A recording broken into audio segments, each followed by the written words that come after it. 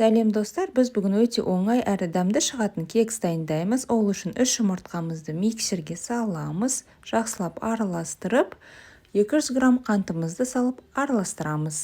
Алдын ала ертілген 150 грамм сары майымызды немесе маргаринімізді қосамыз. Және де 3-4 қасық майонез қоссаңыздар болады. Көз мөлшермен қостым.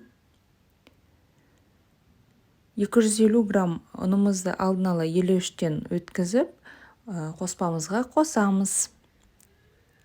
Жақсылап араластырып, 1 шай қасық қамыр қопсытқышымызды саламыз.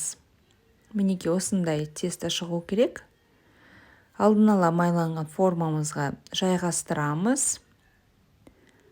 Қасықпен әбден реттеп құйсаңыздар болады.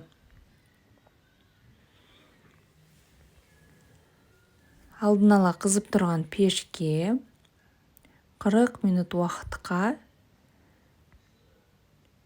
180 градуста пісіріп аламыз. Мінеки осындай кекс шығады.